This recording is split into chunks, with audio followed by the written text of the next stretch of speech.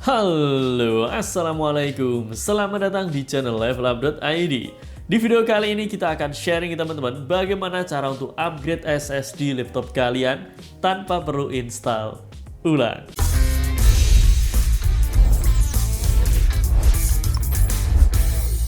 Akhirnya setelah beberapa tahun, laptop yang biasa kita gunakan sekarang akan kita upgrade SSD-nya. Saat ini storage yang ada di laptop kita size-nya sekitar 500 GB-an dan kita akan upgrade ke 1 TB.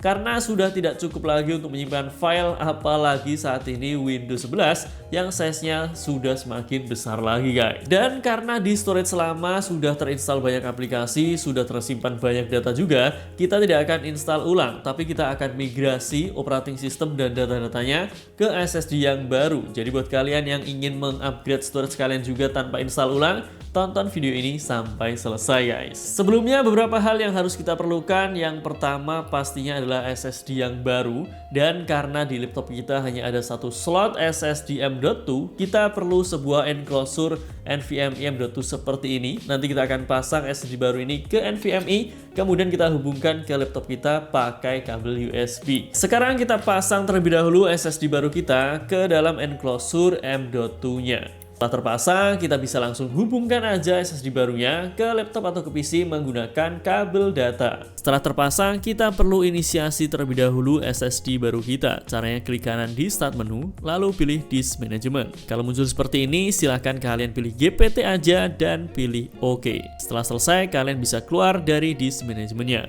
Selanjutnya di sini kita akan download dan install aplikasi Diskopy dari ISAS. Sebenarnya kalian bebas menggunakan aplikasi apapun, sesuaikan aja dengan kebutuhan kalian guys. Tapi kalau kalian ingin coba ISAS Diskopy juga, tinggal klik aja link di deskripsi untuk masuk ke isas.com. Di sini kalian bisa baca informasi tentang ISAS ini. Kemudian untuk download aplikasinya tinggal pilih free trial aja, dan setelah terdownload langsung jalankan installer ISAS Diskopy-nya. Setelah terinstall, ini adalah tampilan dari ISAS Diskopy. Untuk yang kita gunakan adalah versi Pro atau full version. Kalau kalian menggunakan yang trial, fiturnya terbatas, jadi sesuaikan aja dengan kebutuhan kalian guys. Di sini teman-teman bisa lihat ada beberapa fitur di aplikasi ISAS Diskopy ini, mulai dari disk mode, kemudian ada system mode, ada partition mode, ada juga emergency disk, dan juga ada network clone. Artinya kita bisa cloning Windows ke banyak storage atau banyak PC sekaligus menggunakan PXE protokol atau menggunakan kabelan. Sebelumnya kita cek terlebih dahulu di File Explorer. Ini adalah storage lama kita, size-nya sekitar 500 GB dan kita partisi menjadi 2. Lokal disk C dan untuk data D. Kita akan cloning semuanya, baik itu lokal disk C atau data D, ke dalam SSD baru kita guys. Atau kalau kalian ingin cloning lokal disk C-nya ada juga bisa, tinggal kalian sesuaikan dengan kebutuhan kalian. Kalau teman-teman ingin mengcloning semua partisi, tinggal pilih yang disk mode. Tapi kalau kalian hanya ingin mengcloning Windows-nya aja, pilih yang system mode. Atau bisa juga partition mode untuk mengcloning beberapa partisi dari storage lama kalian. Karena kita akan mengcloning semua partisinya, di sini kita pilih yang disk mode. Setelah itu pilih select a sort disk, klik aja di sini dan pilih disk 0 atau disk lama kalian.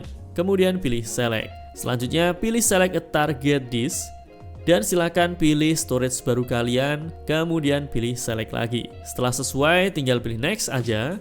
Kemudian di sini akan muncul layout dari storage lama kalian. Ada beberapa partisi di storage lama kita, mulai dari partisi EV, partisi recovery, drive C, dan juga drive D. Secara otomatis kalau kita pilih auto fit di sini, layout dari SSD baru kita juga akan disamakan dengan SSD lama ya. Tapi di sini yang membedakan size-nya. Karena SSD baru kita size-nya lebih besar, di sini dibagi 2. Untuk sistemnya di sini 500 GB dan untuk datanya di sini sekitar 400 GB-an. Tapi kalau kalian ingin atur secara manual juga bisa, tinggal ganti aja dari auto fit ke edit disk layout.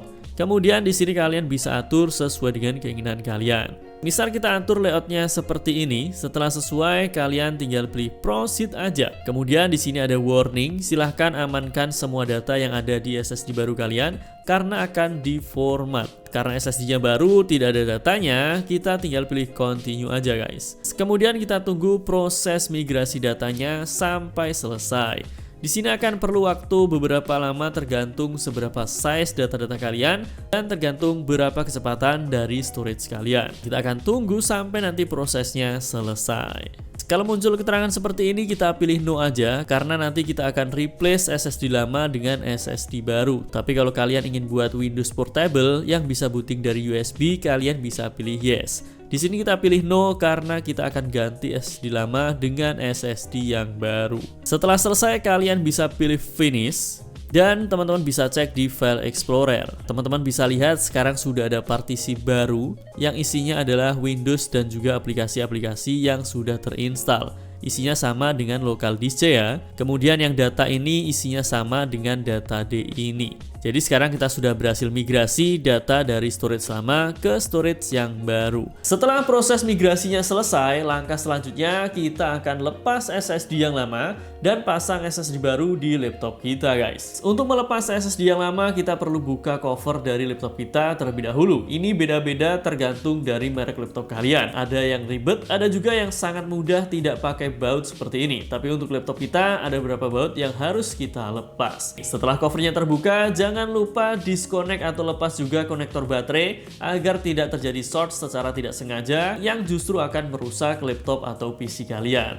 Setelah itu kita tinggal lepas saja SSD lama kita dan kita tinggal pasang lagi SSD yang baru yang sudah kita isi dengan Windows dan juga aplikasi-aplikasi yang terinstall tadi. Setelah terpasang, konekkan lagi baterainya dan tutup lagi covernya. Setelah itu kita akan coba booting ke SSD baru kita. Apakah bisa langsung masuk ke Windows atau tidak guys?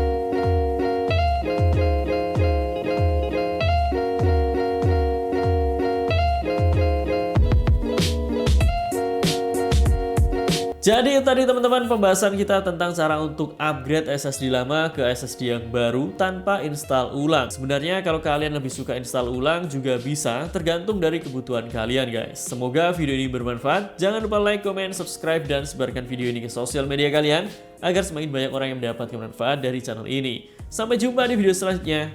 Assalamualaikum.